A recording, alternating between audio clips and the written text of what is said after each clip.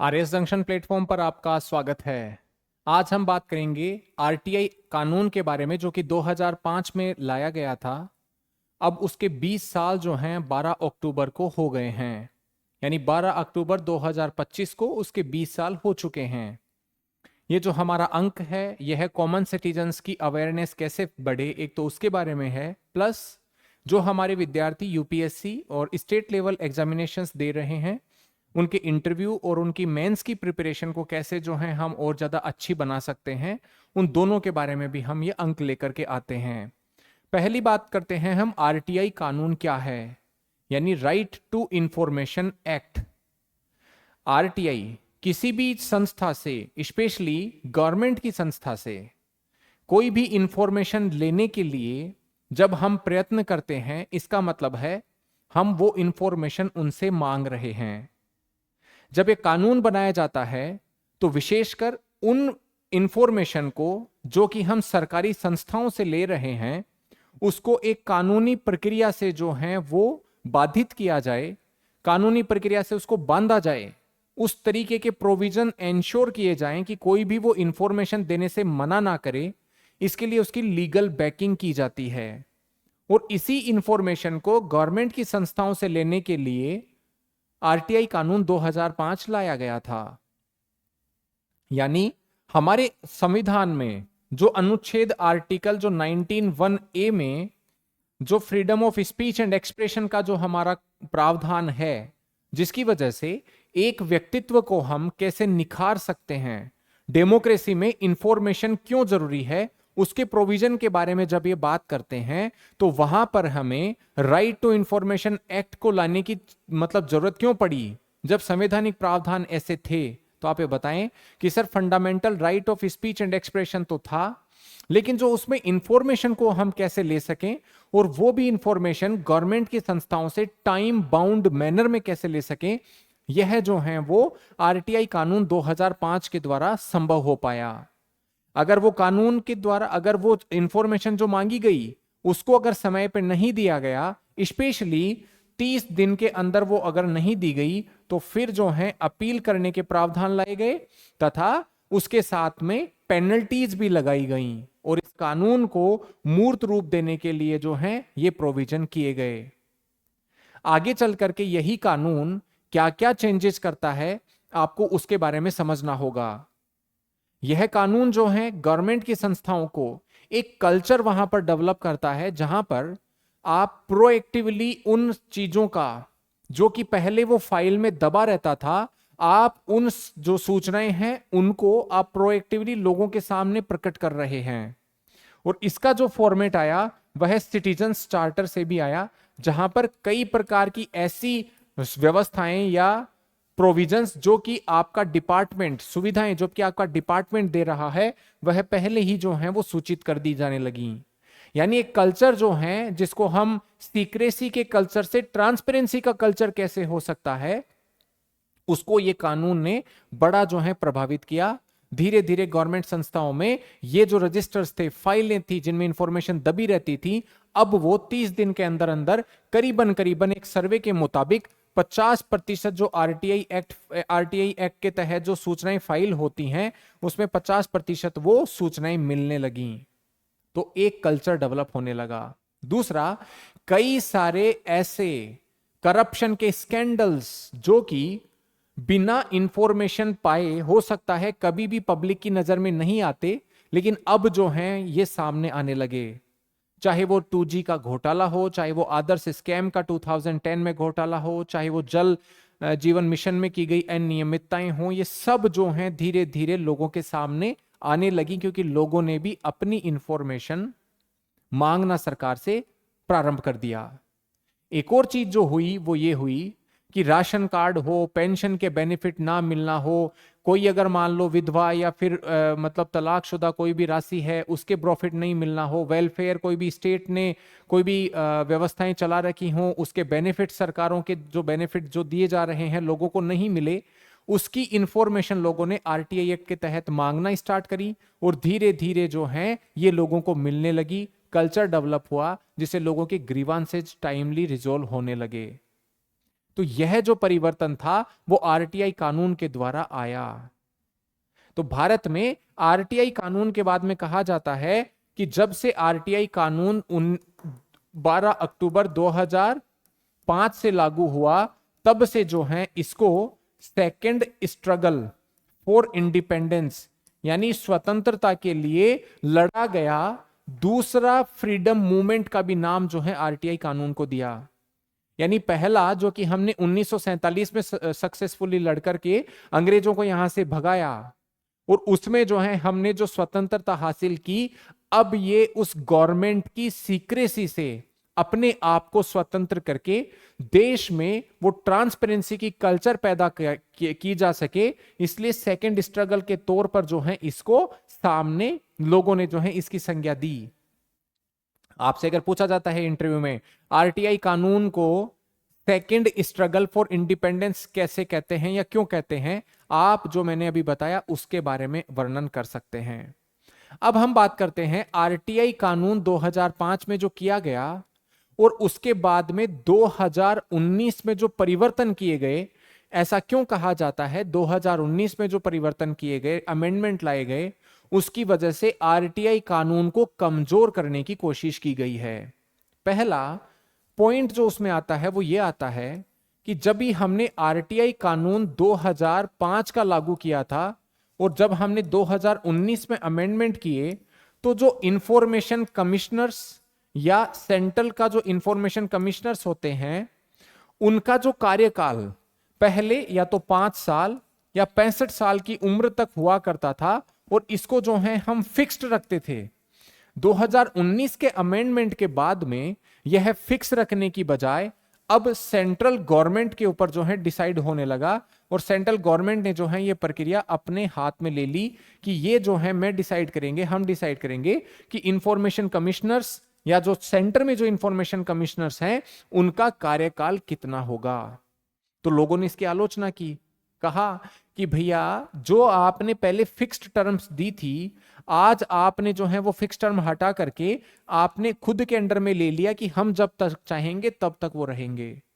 यानी आपने उस ऑर्गेनाइजेशन की जो फंक्शनिंग थी उसको नेगेटिवली अफेक्ट किया है, ये कानून के आलोचक कहने लगे।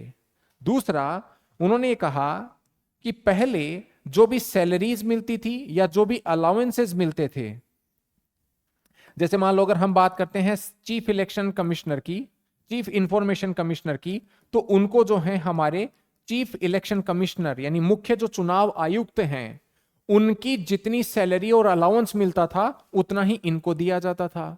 या बाकी के अन्य जो इंफॉर्मेशन कमिश्नर्स हैं उनको जो अलाउंस दिया जाता था वो बाकी के जो हमारे इलेक्शन कमिश्नर्स हैं उनके बराबर दिया जाता था। यानी इन लोगों को जो है इनकी श्रेणी में रखा जा रहा था, कॉन्स्टिट्यूशनल बॉडी की श्रेणी में रखा जा रहा था। आज हमारे देश में इलेक्शन कमीशन का कितना बड़ा जो है वो नाम है, उनके जो ऑफिसर्स काम करते हैं उनकी कितनी हाई कॉन्स्टिट्यूशनल प्रोटेक्शन हमने दे रखी है। तो इतनी ही जो है सैलरी अलाउंस के मामले में हमने आरटीआई कानून के तहत जो चीफ इंफॉर्मेशन कमिश्नर या जो अन्य इंफॉर्मेशन कमिश्नर हुआ करते थे उनको हम देते थे। इसी के साथ जो स्टेट में जो इलेक्शन कमिश्नर के जो इंचार्ज होते थे उनको हम वहां के इलेक्शन कमिश्नर के हिसाब से सैलरी या अलाउंस देते थे। लेकिन अब यह केवल और केवल सेंट्रल गवर्नमेंट के ऊपर जो है डिसाइड करने के बारे में बात करी गई इस अमेंडमेंट में कि यह भी जो है वो केंद्र सरकार खुद निर्धारित करेगी कि इन लोगों को जो है कितनी सारी सैलरी या अलाउंस मिलनी चाहिए।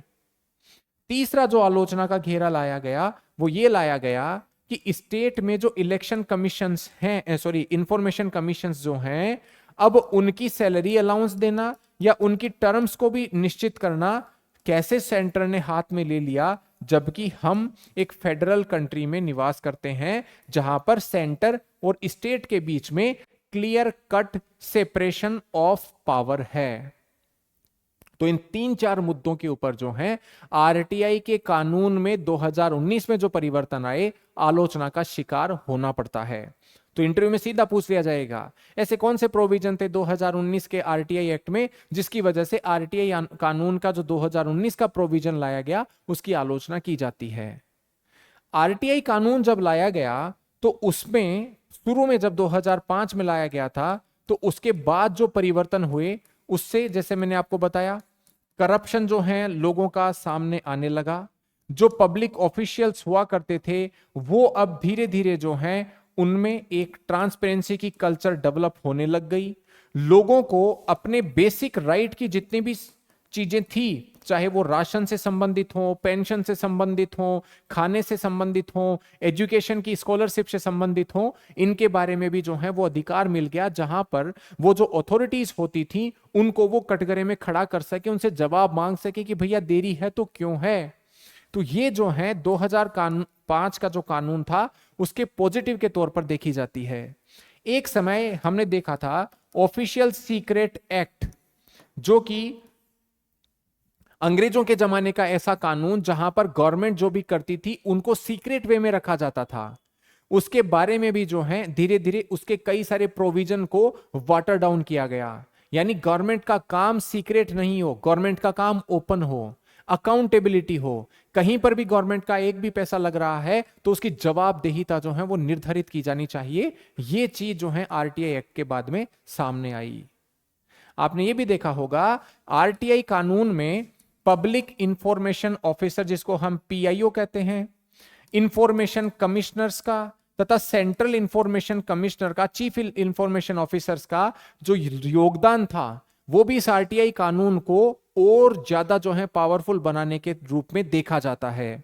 आपसे पूछ लिया जाए ये पीआईओ क्या करते हैं, तो आप कहें कि जब भी किसी भी डिपार्टमेंट के रिगार्डिंग कोई भी आरटीआई फाइल की जाती है, वह जो है उस पर 30 दिन के हमें ऊपर सूचना मिल जानी चाहिए। ये इंफॉर्मेशन अगर नेशनल सिक्योरिटी वाले कानून से, नेशनल सिक्योरिटी वाले प्रोविजन से अगर क्लैश कर रही है तो ना मिलेगी। फॉरेन रिलेशंस अगर किसी भी कंट्री से हमारे अगर नेगेटिवली इफेक्टेड हो रहे हैं तो उसमें नहीं मिलेगी। या ऑफिशियल सीक्रेट एक्ट में अगर कोई भी ऐसे प्रावधान जो कि देश की सुरक्षा, सॉवरेनिटी, टेरिटोरियल इंटीग्रिटी पर नेगेटिवली इफेक्ट कर सकते हैं तो हमें इंफॉर्मेशन नहीं मिलेगी। वरना बाकी की सारी जो कैटेगरीज इंफॉर्मेशन है वो हमें मिल जाती हैं।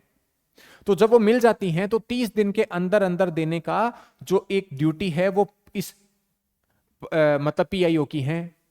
तो ये पीआईओ का जो वर्किंग है वो इस आरटीआई कानून को और ज्यादा सक्षम बनाने में बहुत इंपॉर्टेंट हो जाता है। क्योंकि जब तक पीआईओ जो है उस इंफॉर्मेशन को प्रोवाइड नहीं करेंगे टाइमली, तब तक आप जो है आरटीआई कानून की जो सक्षमता है, उसका जो एक रूप है, उसको आप सही तरीके से जो है जस्टिफाई नहीं कर पाओगे। आप अगर देखें तो आज देश में करीबन 60 लाख से ज्यादा जो है वो आरटीआई की एप्लीकेशन फाइल की जाती है पूरे देश में, और यह वन अमंग द हाईएस्ट है पूरे विश्व में जहां जहां पर इंफॉर्मेशन को प्रोवाइड करने के इस प्रकार के कानून हैं। 60 लाख इंफॉर्मेशन, चाहे वो सेंटर में हो चाहे वो स्टेट्स में हो, यह फाइल की जाती हैं। तो इस आरटीआई के सिस्टम को और ज्यादा महत्व देने तथा उसको और ज्यादा पावरफुल बनाने में पीआईओज का जो रोल है वो बहुत इंपॉर्टेंट हो जाता है। क्योंकि ये ही उस आरटीआई की इंफॉर्मेशन जो मांगी गई है उसको ढंग से कॉम्प्रिहेंड करते हैं। कहां से इंफॉर्मेशन आनी है, कितने टाइम पीरियड में आनी है, उसको उपलब्ध कराने का काम भी पीआईओज ही करते हैं। कई बार तो इनको यह भी रहता है कि कौन सी इंफॉर्मेशन नेशनल सिक्योरिटी में या किसी भी पब्लिक के प्राइवेट इंटरेस्ट में या फिर निजता के कानून में आएगी, उसमें जो है डिसाइड करने का काम भी पीआईओ का ही रहता है। इसलिए पीआईओ को अगर कहें, आपसे पूछा जाए पीआईओ आरटीआई के कानून को सक्षम बनाने की प्रथम कड़ी है, तो वहां पर जो है आप इस तरीके से, जैसे मैंने आपको बोला, वो प्रोविजन या तो बताएं या अगर मेंस में पूछा जाता है तो उनको इस तरीके से लिखें। अब हम बात करते हैं इंफॉर्मेशन कमिश्नर्स का क्या योगदान है। तो आप ये कहें कि जो भी स्टेट के इंफॉर्मेशन मतलब कमीशन है या सेंट्रल में जो इंफॉर्मेशन कमीशन है, उसमें इंफॉर्मेशन कमिश्नर्स की पद हैं, और वो ये डिसाइड करते हैं कि अगर मान लो यहां पर ये इंफॉर्मेशन नहीं दी जाए पीआईओज के द्वारा, और उसका जो अपील का मैकेनिज्म है कि कैसे आगे अपील की जाए, और ये अपील के तौर पर उनको इंफॉर्मेशन फिर से टाइम बाउंड मैनर में प्रोवाइड की जाए, तो यह जिम्मेदारी जो है वो इंफॉर्मेशन कमिश्नर्स पर हो जाती है। यानी अगर वो अपील के स्तर पर इंफॉर्मेशन है तो वो सूचनाएं कैसे प्रोवाइड की जाएं, कैसे इस आरटीआई कानून का जो क्रियान्वयन है वो और सुगमता से चलाया जाए, यह डिपेंड करता है इंफॉर्मेशन कमिश्नर्स या फिर चीफ इंफॉर्मेशन कमिश्नर्स पर। आपके इंफॉर्मेशन कमीशन में कैसे स्टाफ काम कर रहा है, कोई काम नहीं कर रहा तो उनकी जो है स्वायत्त तरीके से कैसे वर्किंग को एंश्योर करना है, यह भी इंफॉर्मेशन कमिश्नर्स या चीफ इंफॉर्मेशन कमिश्नर्स का ही रोल वहां पर सामने आता है। तो दूसरी इंपॉर्टेंट कड़ी के तौर पर जो है हम आईसीज या सीआईसीज को मान सकते हैं। तो जब तक इनकी पोस्ट जो है या तो वैकेंट रहेंगी या अगर अपने काम में जो है ये इंटरेस्ट नहीं लेंगे, तब तक राइट टू इंफॉर्मेशन एक्ट जिस भावना के साथ में बनाया गया था वो जो है वो सही नहीं होगा। और करीबन करीबन हमारे देश में अभी तक भी 4 लाख से ज्यादा जो ऐसी एप्लीकेशंस हैं वो अपील के स्तर पर पेंडिंग हैं। तो आरटीआई एप्लीकेशन जो भी दी गई हैं वो करीबन करीबन 4 लाख से भी ज्यादा इस अपील के स्तर पर पेंडिंग अगर होती हैं तो पीआईओज या फिर आईसीज इनकी वर्किंग पर सवालिया निशान भी खड़े होते हैं। आपने भी ये भी देखा होगा करीबन करीबन 50% के आसपास जो आरटीआई एक्ट के तहत इंफॉर्मेशन फाइल की जाती हैं उसका 50% जो है इंफॉर्मेशन 30 दिन के अंदर दे दी जाती है, लेकिन बाकी बची हुई जो 50% है उसका इंफॉर्मेशन कौन देगा। तो ये जो पेंडिंग है उसको भी हमें जो है दूर करना होगा, प्रशासन को बहुत उसमें जो है अलर्ट रहने की जरूरत है। दूसरा आप ये कह सकते हैं जो हमारे इंफॉर्मेशन कमिश्नर्स हैं या चीफ इंफॉर्मेशन कमिश्नर अगर सेंट्रल के लेवल पर देखें या 2 अन्य स्टेट्स में, पर्टिकुलरली इन जो मतलब 3 जगहों पर सेंटर में और 2 स्टेट्स में अभी तक उनके चीफ इंफॉर्मेशन कमिश्नर की जो पोस्ट है वो वैकेंट है। और यह है पिछले 11 साल में एक तरह से 7वीं या 8वीं बार हो रहा है जब ये पोस्ट जो है वो वैकेंट हो। इंफॉर्मेशन कमीशन के बारे में बात करें तो करीबन 8 के आसपास जो है पोस्ट वो सेंटर में भी वैकेंट हैं। और अगर हम बात करें स्टेट्स में तो वहां पर जो भी वैकेंसीज हैं तो उन वैकेंसीज का जो प्रतिशत है 30% से 50 से 60% के आसपास है। तो जब तक हम इन इंपॉर्टेंट पोस्ट को फिलअप नहीं करेंगे तो आरटीआई एक्ट के तहत जो भी अपील्स आती हैं उन अपील का निर्धारण कौन करेगा। और जब अपील का निर्धारण नहीं होगा तो जो जस्टिस लोगों को मिलना चाहिए, जो इंफॉर्मेशन दबी हुई है और उस इंफॉर्मेशन से लोगों को न्याय मिल सकता है, प्रोवाइड कौन कराएगा। तो यह भी जो है आरटीआई एक्ट में एक तरह से लिमिटेशन के तौर पर अभी फिलहाल ये सिचुएशन है। तो बहुत सारे स्टेट इलेक्शन जो स्टेट इंफॉर्मेशन कमीशंस तथा सेंटर इंफॉर्मेशन कमीशंस में जो ये दिक्कतें हैं वो इनकी वैकेंसी होने की वजह से भी हैं। तो अपीलेट मैकेनिज्म जो है उससे कमजोर हो जाता है। दूसरा, जब ये पोस्ट ही वैकेंट रहेंगी तो इनका जो इंटरनल वर्किंग है इन इंफॉर्मेशन कमीशंस का, इंटरनल वर्किंग को कौन देखेगा। यानी घर में अगर ताला ही लगा हुआ है तो अंदर सफाई कौन करेगा। लेकिन अगर घर में अगर हम हैं तो सफाई व्यवस्था भी मजबूत होगी। यानी अगर ये information commissioners, chief information commissioners अगर हैं तो डेफिनेटली वो अपने ऑर्गेनाइजेशन को और इनोवेटिव तरीके से कैसे चला सकते हैं, पेंडेंसी को जो है उसको दूर कैसे कर सकते हैं। कहीं पर ग्रीवांसेस हैं, अगर वहां की ह्यूमन रिसोर्स मैनेजमेंट में कोई समस्याएं हैं तो उनको दूर कर सकते हैं। जनता में एक ट्रस्ट और क्रेडिबिलिटी क्रिएट कर सकते हैं आरटीआई कानून को लेकर के। तो इनकी अगर पोस्ट वैकेंट रहेगी तो वो करेगा कौन। तो सेकंड सबसे बड़ी समस्या जो है वो इस समय इनकी वैकेंसी को देकर भी की जा रही है। तो आरटीआई कानून ने क्या परिवर्तन किया, आरटीआई कानून जो है क्यों लाया गया था, इसको सेकंड इंडिपेंडेंस स्ट्रगल का नाम क्यों दिया गया, इसमें अभी जो समस्याएं हैं, आलोचना का सामना करना पड़ रहा है, 2019 का जो अमेंडमेंट हुआ उसको क्यों आलोचना का सामना करना पड़ा, या फिलहाल जो है आरटीआई कानून में किस प्रकार की लिमिटेशंस हैं, ये शायद जो है आप अच्छे तरीके से आंसर कर पाओगे। थोड़ा सा मैं बता देता हूं विभिन्न प्रदेशों, स्पेशली राजस्थान का जो है योगदान आरटीआई कानून को लाने में कैसा रहा। तो आप ये कह सकते हैं एक संगठन जिसका नाम मजदूर क्षेत्र शक्ति संगठन है, इस पर्टिकुलर ऑर्गेनाइजेशन ने जो भी गवर्नमेंट ऑफिशियल्स के द्वारा रूरल जो एरियाज में मस्टर रोल्स, यानी उनके काम करने के उनके जो भी मतलब रोल्स हुआ करते थे उसमें अनियमितताओं को उजागर करने के लिए जो है इन्होंने काम किया। उस समय अरुणा रॉय का नाम, निखिल डे का नाम जो है इसमें लिया जाता है। तो अगर आपसे पूछे कौन कौन सी पर्सनैलिटीज, कौन कौन से इंस्टीट्यूशंस, कौन कौन सी ऐसी नॉन गवर्नमेंटल ऑर्गेनाइजेशंस इन्होंने जो है आरटीआई एक्ट को लाने में सर्वप्रथम भूमिकाएं निभाई, तो आप उसमें जो है मजदूर किसान शक्ति संगठन या फिर इनका नाम ले सकते हैं। तो राजस्थान का भी जो है एक बहुत बड़ा योगदान रहा। यही लोग जन सुनवाई भी जो है वो कंडक्ट करवाते थे, जहां पर वो लोग जिनका नाम उन मस्टर रोल में नहीं रहता था लेकिन जिनके नाम से जो है पैसा उठाया जाता था, ऐसी अनियमितताओं को उस समय वो उजागर करते थे। तो यह भी जो है धीरे धीरे देखा जाने लगा कि अगर हमें सरकार के सिस्टम में ओपननेस लानी है, अकाउंटेबिलिटी लानी है, ट्रांसपेरेंट वे में ऑफिशियल्स की जो है वो ड्यूटी को, रेस्पॉन्सिबिलिटी को निर्धारित करना है, तो जन सुनवाई जैसे प्रोविजन भी करने पड़ेंगे। और आप जानते हैं हमने 2019 में जाते जाते जन सूचना पोर्टल भी लाया, जहां पर हम जो भी गवर्नमेंट की सर्विसेज हैं उसको हम प्रोएक्टिवली का मतलब क्या है, बिना किसी के कहे या बिना किसी जो है चीज का वेट किए उन इंफॉर्मेशन को वहां पर पब्लिश करना, ये काम जो है हम कर रहे हैं। तो यहां पर आरटीआई कानून के बारे में राजस्थान या अन्य प्रदेशों के जो भी मतलब कंट्रीब्यूशन रहे हैं उसको आप वहां पर बता सकते हैं। तो ये चीज आपको मेंस या इंटरव्यू में जो आंसर्स हैं उसको लिखने में या आंसर देने में बड़ी मदद करेगी।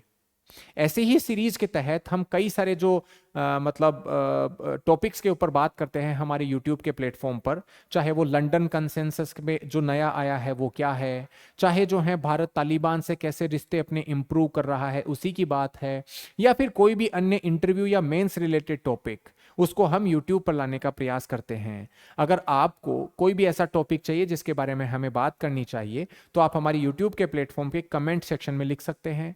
हमारे टेलीग्राम चैनल पर आपको मेंस और इंटरव्यू से प्रिपेयर करने के लिए बहुत सारा मटेरियल अवेलेबल है, जहां पर करंट और इंटरनेशनल और नेशनल इंपॉर्टेंस की खबरें तथा उनका एनालिसिस, और उसी के साथ में इंटरव्यू में जो है आप किन किन चीजों का ध्यान रखें इसके बारे में ऑडियो सीरीज भी हमने कंडक्ट करवा रखी है। तो आप हमारा टेलीग्राम चैनल भी ज्वाइन कर सकते हैं RS जंक्शन स्टडीज के नाम से। आप हमारी हेल्पलाइन पर भी जो है कांटेक्ट कर सकते हैं अगर आपको किसी भी प्रकार का कोर्स अगर हमसे खरीदना है। अगर आपको ये हमारा चैनल अच्छा लगता है तो आप हमें लाइक करें, हमें सब्सक्राइब करें, और आगे आपकी प्रिपरेशन में जो भी आपको हेल्प चाहिए उसके बारे में हमें जो है आप बताएं। आज के लिए इतना ही। Thank you very much.